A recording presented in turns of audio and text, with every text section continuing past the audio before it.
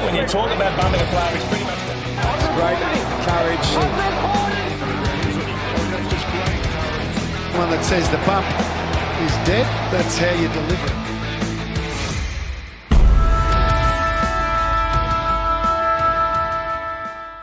What is going on, YouTube universe? My name is Trent. Some of you guys might know me as Zirra for other content I throw out on YouTube.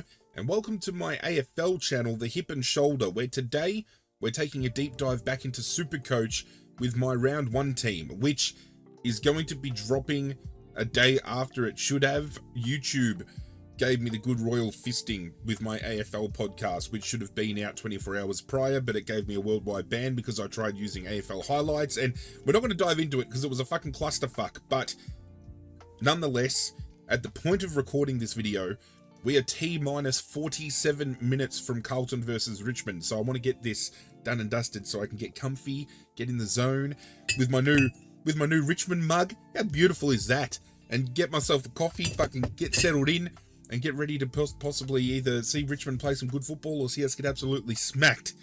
Today's video is going to be focused around the changes that I've made between my first team reveal prior to round 0 to the team that I'm going to be rolling moving into round 1. And as you can see on screen, there are plenty of open positions, and this isn't me being drastic or anything with round 0 scores, because the players that are coming in were players that I have added between my first team reveal video dropping and round 0 or opening round commencing. And there's a couple of players that maybe have come in on the back of round 0, but a lot of the players coming in are changes that I implemented prior, but I didn't want to start this particular video with my team already set in stone without being able to talk about reasonings behind bringing them in, and also the fact that we can talk about today some other possible different selections you could make around those price points. Now, again, I'm no expert when it comes to Supercoach, so do take what I say with a much larger grain of salt than you normally would from some other greats, you know, Supercoach with DR and Supercoach Masters and all those types of guys. But we're going to be starting with the ruck line because to me it's probably the easiest one to discuss with you all. In my original team reveal, I had the trio of Gawn, Grundy, Naismith. I've taken Max Gawn out of my team almost immediately after I recorded and uploaded my initial team reveal because I wanted to go for a point of difference, and there's been one player all preseason that I wanted to bring in, and it was even prior to round 0 this guy came in, but round 0 probably solidified for me the fact that I want to have him. And I'm going with Kieran Briggs from GWS. I feel this bloke here has potential to be a top 5 ruckman of the competition, irregardless of fantasy football and Supercoach stats. If he had played more game time last year, he would have been eligible for All-Australian nomination, and I feel he had a season that very well could have seen him in the All-Australian mix in his first, proper year. So having him as an R1, I like more so than a Gawn, because we've seen Gawn get banged up against Grundy, and other teams I feel are going to start taking advantage of that around the ground. Briggs has a good young core unit around him that he's going to get extra points for effective hitting. He moves incredibly well around the ground, and at his price point, you've got Rowan Marshall, who's only 31k out of reach. Tim English won't stay at 715k all year. He'll drop. If Briggs goes down or I need to do some sort of emergency trade, at this price point, I can bring in anybody, essentially. And from what I saw at the back end of 2023, heading into this year, I'm very confident to go with Briggs and Grundy. And I want to really start running with some pods in this team, because there are a lot of teams that I feel this year are cookie cutter versions of each other. We've got teams that all boast Dacos, Young, Sheasel in defence. Luke Jackson and Heaney now heavily considered given roles and that they're going to be playing with other people out. Sam Flanders being picked for the midfield. I just want to do something different. I want to break the mold. It could be risky on my part, but I want to do something that could net me extra points. Something that's going to help me stand out, because this year I want it to be my true breakout year. in Supercoach. As I said in my first team reveal, the best I've ever done is I placed 9th overall in a particular round last year. I either finished just inside of or just outside of the top 1,000 players, which is the best finish I've ever had overall. But this year I want to push for it. I want to really make a run for it. And with so many teams having almost identical teams minus 2 or 3 players, I really want to do something different. So Briggs at a 2% ownership over Max Gorn at 49. Give it to me any day of the week. I think we're going to move now to our backline, because the backline for me is the easiest to run with rookies. Anyway, I think there are a few that have put their hand up quite convincingly. If you were thinking of playing Ethan Phillips, it has been confirmed for the 23% of you that have him in. He has not been named for Hawthorn's lineup against Essendon this weekend. So a little bit alarming, but I think at 102k, people would have been picking him, hopefully with a little bit of knowledge, thinking that maybe he wouldn't get game time. There are some other players, though, that I think should be worth considering. Having a look down the list as we work our way to the ones that I'm going to be picking. Charlie Dean is one worth having a look at. He played okay last week. He got, as it says here, 96% time on ground.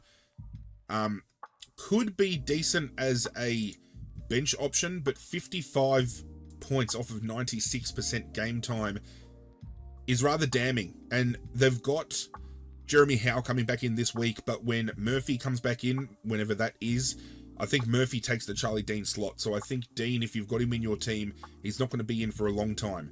The one player that I have decided to bring in, and he has been named, I'm bringing in Zach Reed. And I think more so now his job security has skyrocketed since Jordan Ridley went down with that injury that's going to see him out for a long period of time. And the fact that in that practice game, he was already coexisting with Redman and Ridley and those type of players anyway.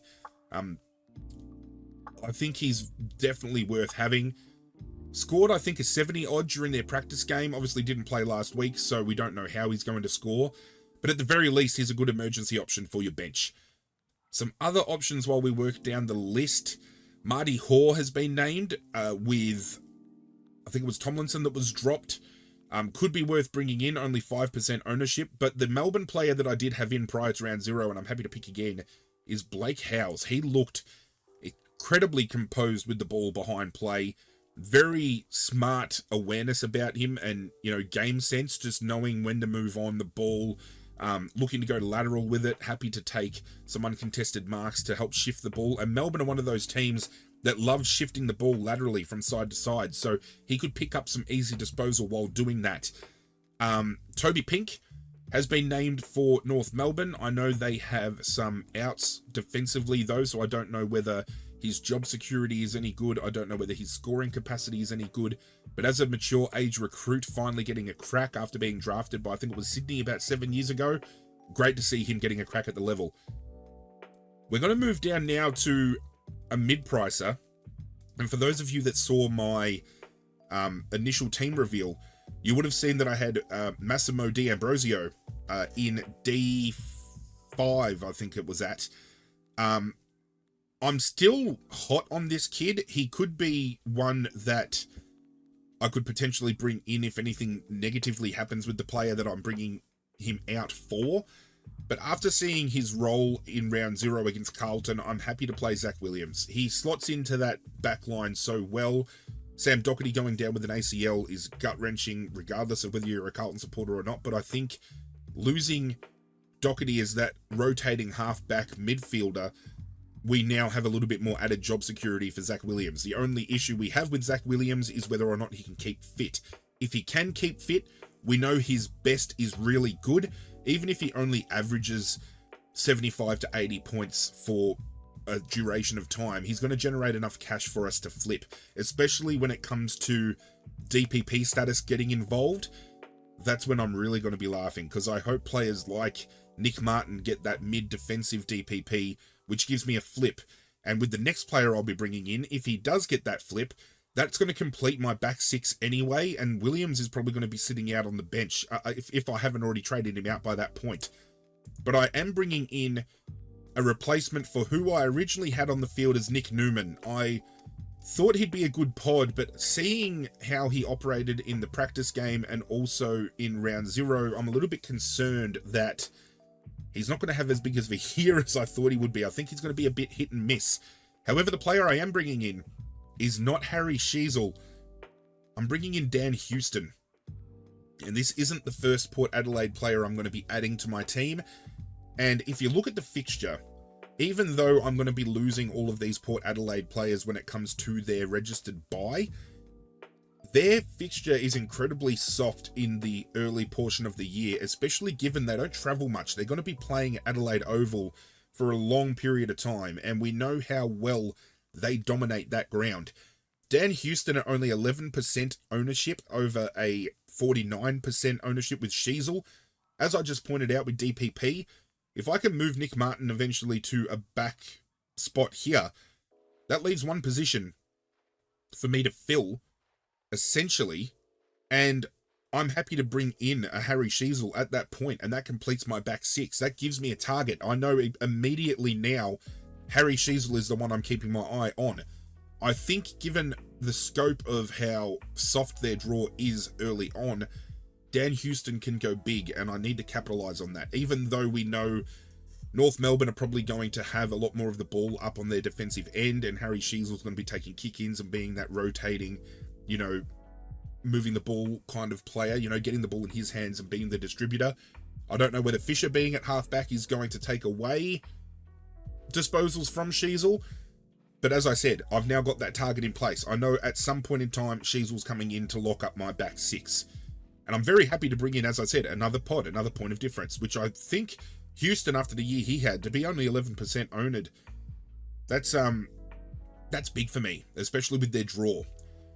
Moving forward, my selections here are going to drop some jaws, I know for a fact. The fact that Jack McRae has not been selected by Beveridge this week blows my fucking mind, and I think there is something going on behind closed doors with Jack McRae. He gets removed from the leadership group so he can quote-unquote focus on his football and then doesn't get selected for round 1 even though he's not injured. I don't understand. Caleb Daniel, if you're looking at him as a pod, is potentially looking at wearing the sub-vest, which again, fucking huge, blows my mind. They need to get Beveridge out of there. Just don't even get me started. A lot of you might think Sam Flanders is the way I'm going to go here, but Richmond are historical for letting midfields run all over the top of them and score big, and I don't think Flanders is going to score 100 every week. Heaney, we know he's going to score well while he gets those midfield minutes, but how long are those midfield minutes going to come at? The player I'm bringing in, and Supercoach Masters have tried to put me off him, and I've tried so hard, boys, and I know you guys want to see me succeed, but I'm going with Dane Zorko, despite their best efforts to steer me away. And if you have a look at his points at the back end of last year, he actually scored incredibly well. I think the lowest he output was a low 80, and then he was still getting 90s and 100s. Now, that by any means isn't game-breaking points, but when you have a look at the fact that Kitty Coleman has gone down, they're going to need someone to move to half-back as a distributor, and either they get a Connor McKenna back in, which I think he is named to come back in this week. If he goes back to that role, that's all right. But then you've got Zorko and you've got Wilmot that can also float back and take that role. If McKenna comes in and Zorko stays on the wing as that link between halfback and half forward, still having the ability to kick goals, we know, I'm not going to say he's elite by foot, but his ball use is very clever with how he goes about his ball use. The only two things I'm worried about with Zorko is he is prone to injury, and he is prone to doing some really stupid shit that's going to land him in hot water and get him suspended. But I am rolling the dice with this pick because, again, I want some pods. And when you look at players around the same price point, you've got Flanders, who's only going to cost me an extra 14k at 39%. You've got Heaney, who's only 3k more, and he, you know, is going to get, you know, he's going to be thereabouts. We don't know how he's going to be. So, at worst case scenario, Dane Zorko stinks it up. I've got players in and around that price point that I can bring in. Another player that I was looking at, but I'm not 100% sold on his role yet, is Isaac Rankin. If he's going to start getting some midfield minutes, he could actually boost up his score. He's got 6% ownership as well, so I think some other people are starting to really get on board with potentially what he's got to bring to the table. Some other players to consider, Maybe Lockie Schultz, maybe Kyle Langford as well. I think Langford might have a big year. Taylor Adams out injured. This could be a good move for me as well, because if we make next to no money off of Zorko, once Taylor Adams comes in and he's fit and firing and good to go, I can bring in a Taylor Adams, which some people might think, oh, you're a dickhead for doing so. But hey, you know, if Jack Lukosius has a good game, we can look at him. There's options around, but I like pods. I like where they're at. Now, another player that I didn't have initially that I am bringing in, and I've already mentioned him once, is Zach Fisher. I didn't have him in my original lineup. He does have a much higher ownership now, 37%, but historically, you've only got to look at North Melbourne's half-back line, especially when it comes to Supercoach, and see how they've benefited with the ball. You've got to only look at players like Harry Sheasel and Jack Zeeble for the short term anyway. The ability for them to score because of the way that they move the ball out of that back line, they like to chip it around. You know, those players are going to be taking kick-ins. They're looked at as the main distributors of that ball. Fisher still has the ability as well to move forward if they ever go down that route. I think after what he has shown so far, I would be stupid not to at least start him and have a crack. Now we're looking at people for our bench, and there are a couple of players that I've toyed around with and have been in and out of my team, and I've kind of ummed and ahed. Sean Manor has been named to play for Geelong, but I think he wears the sub vest, so I think it's going to cause him a little bit of a struggle when it comes to generating cash. So I'm going to watch him closely as a potential trade down the line if I need to. If he doesn't get early game time and only plays the first couple and doesn't get a price rise, he could be a decent downgrade later on. Harvey Thomas, I had in my team prior to round 0. I'm not 100% sold on his job security, especially when some of those injured players come back in. Another player that I liked the look of, but again, not sure about his job security, is Seth Campbell from Richmond. I really liked his role. He scored, I think it was 70 points last weekend, but if you take away the 2 goals he kicked, he probably scores about a 50, and I think that's probably thereabouts what he will score. But just as a general player and as a Richmond supporter, I love what he brings to Richmond's forward line. We've been looking for that genuine small forward. We've had Maurice Rioli and players like that, but I think we haven't had a small forward that has excited me as much as Seth Campbell does since we had the likes of Castagna and Butler and Higgins all running around at the same time. Are there any other players that I want to point out? Harvey Gallagher has been named this weekend from the Bulldogs. Buku Kamas has been named as well, so if you want to look at either of those, feel free to have a crack. The player that I am going to roll with, and he's got a 25% ownership now, I don't think he had that the entire time, but we're rolling with Aaron Cadman, and my thought process is he's going to be secondary ruck to Briggs. He's going to get those hit outs, so hopefully that boosts his score a little bit as well. I think out of all the players I've just gone through and listed, he's probably got the most job security. Although I am hearing the fact that Harvey Gallagher and Riley Sanders have both been named this week for the Dogs, is because Beveridge infinitely likes what these young kids are doing better than some of the senior heads. I don't know whether I should read too much into that or not. 148k, you've got Oliver Dempsey. I don't know whether you'd roll the dice with him, but he is another one to watch if you care to go down that route. But the last forward player I'm going to bring in, and I never had him in my original team, but I'm bringing him in now, and that's Harley Reid. I think I was being an idiot by not including him in my initial team. The rumour going around is he's going to be playing a half-back midfield role, and we know West Coast are going to have a lot of the ball in that back line. So if he's going to be one of those distributing players again, and I think distribution is the word of the day, if they're going to get the ball in his hands, he's going to rack up numbers. He showed in the practice game that he can rack up good contested ball. He looks very composed around the ground. I think having him on my team initially, not being in my team is probably setting me up to fail. I think with very little avenue for solid scoring rookie forwards, Harley Reid is one that you have to consider. Now we're going to move to my midfield, and between setting up recording this video and this point in time right now, I've flipped a few times with a few players. Colby McKercher was originally over here for North. However, I'm more tempted by some lower priced players that have a bigger ceiling, knowing what their potential of.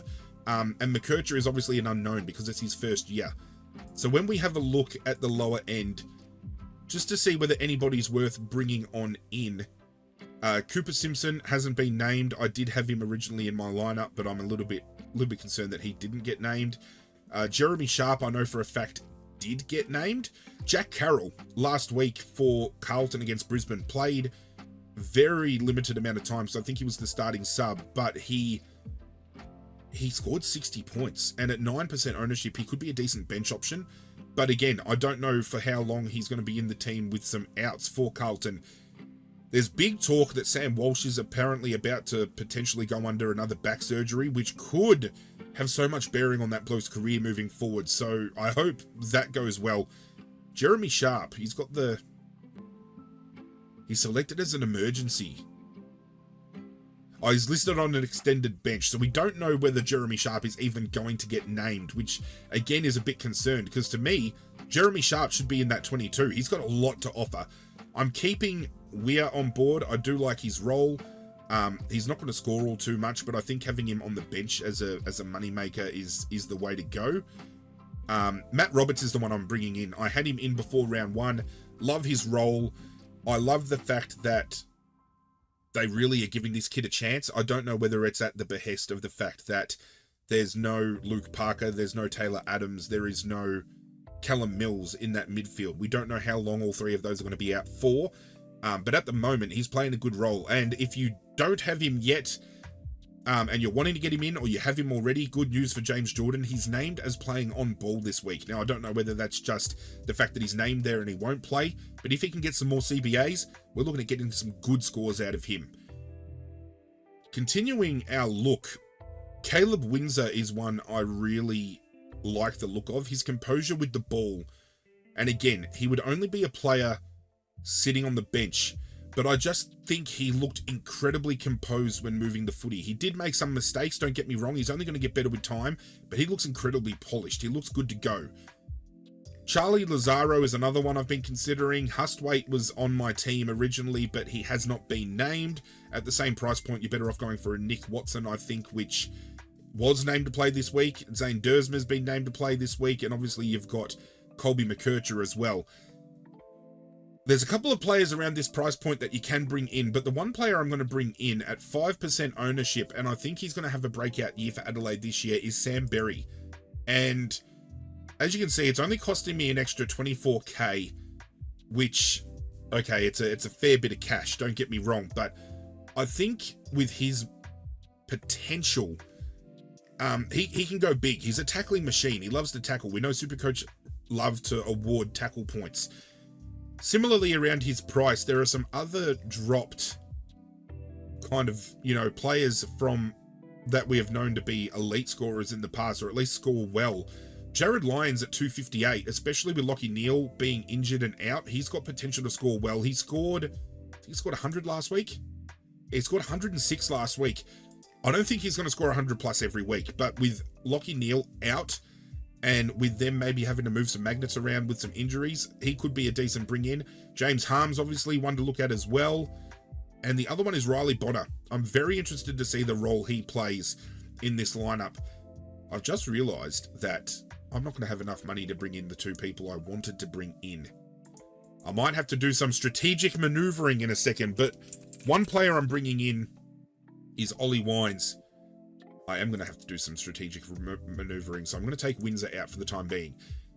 Ollie Wines, that's the beauty about not being scripted, ladies and gentlemen. You've got to go on the fly sometimes. But with Ollie Wines, I was battling between Ollie Wines and the selection of Matt Crouch. And I don't know how Matt Crouch is going to fit in the system with Berry, with Jordan, with Jordan Dawson, that is, with Laird.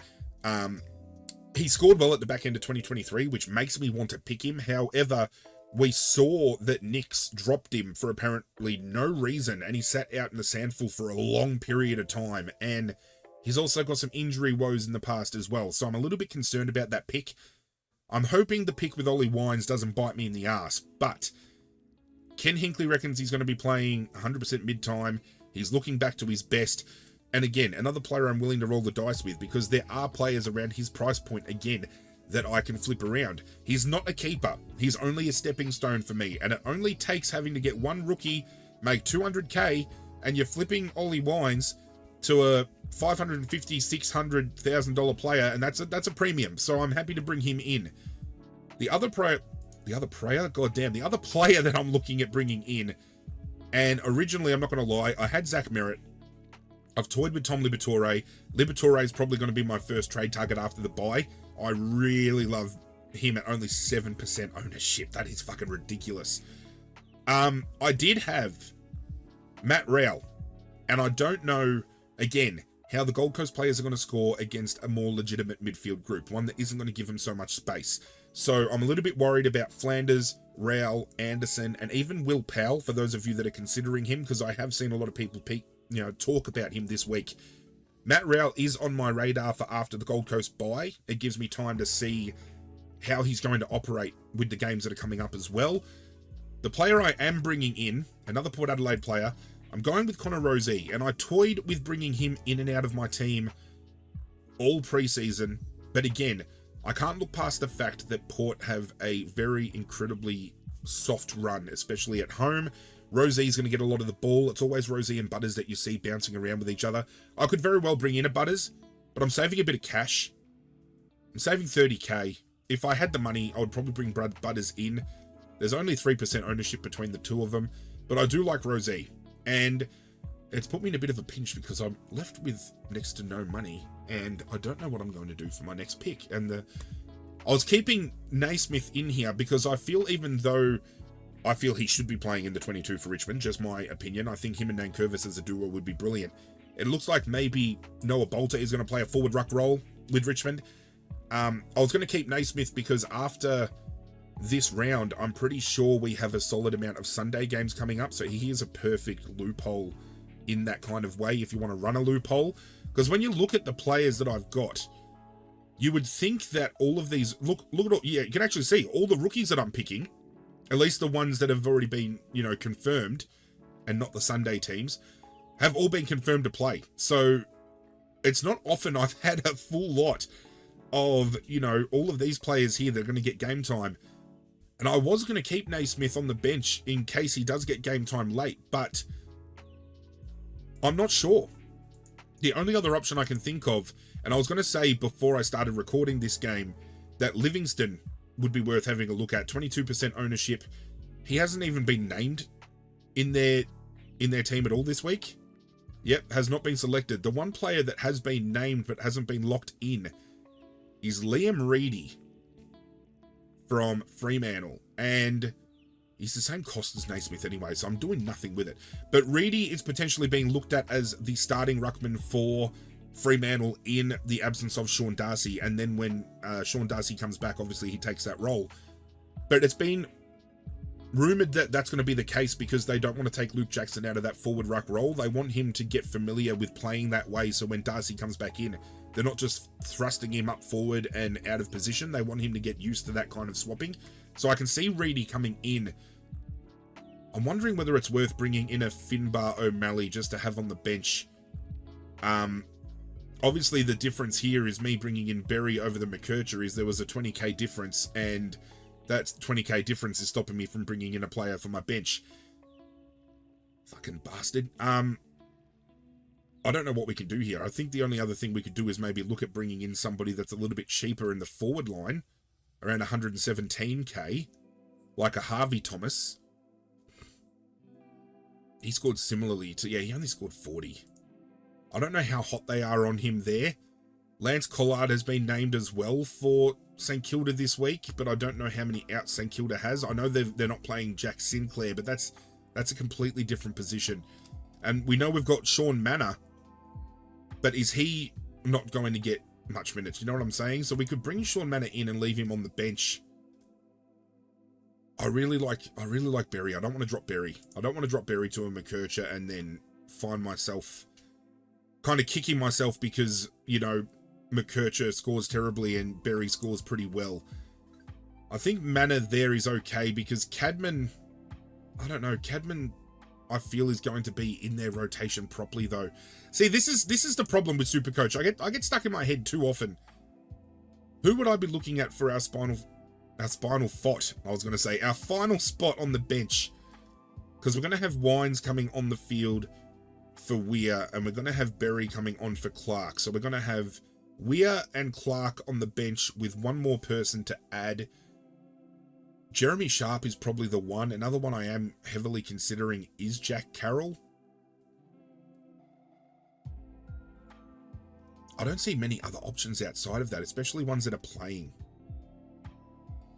It's the one thing I hate when you have a look at all the players that have been named. You can kind of gauge whether or not they're worth picking, and the only two players around this price point that have been picked is Manor and Thomas. But Manor, again, 27% on ground in the practice game. I can't remember how much he scored in that practice game. I would have to have a look. I don't know whether coming on as the sub, though, is going to net him enough points to make too much money.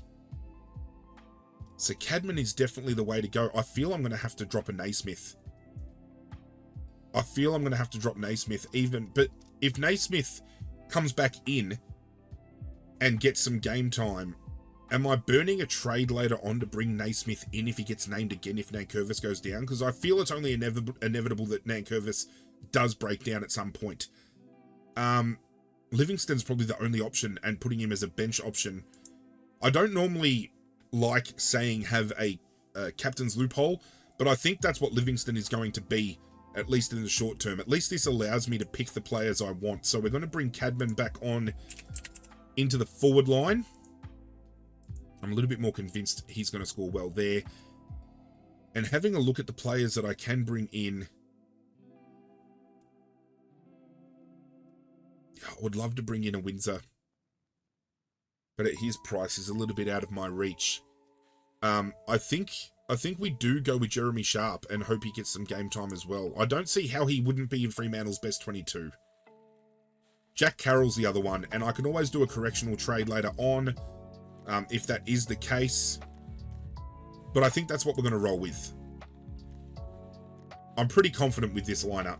I'm actually pretty happy. It's a little bit different to the team that I was expecting to have going into this game, but I'm happy to roll the dice with that. And for my vice captaincy and captaincy, I'm tossing between two. It's either going to be the vice captain on Tom Green heading into the captaincy on Connor Rozee, or it's going to be the vice captaincy on Green heading into the captaincy on Bontempelli. Another option is Dacos against Sydney, because I don't think they're going to tag. Short tonight against Carlton could be worth a vice captaincy as well, who knows, but this is the lineup I've got heading into round one. We're now 15 minutes out from the game, so I'm going to go get myself ready. I'm happy with this team. I'm a little bit disappointed that I had to get rid of Naismith, but we might correct that later on down the line. But hey, I know Supercoach Masters, Matty Zeebs, he'll be happy to see that I fucked off Naismith for Livingston, so at least I'm in his good books, right? Do hope you guys enjoyed this video. If you did, do myself a favor, hit that like button down below. Subscribe, get on board the Hip and Shoulder, help me grow this community to something amazing. I would appreciate it if you did. But that's it from me, guys. I'm out of here. Good luck to you all playing Supercoach and to your teams this weekend. And as always, I will catch you guys next time.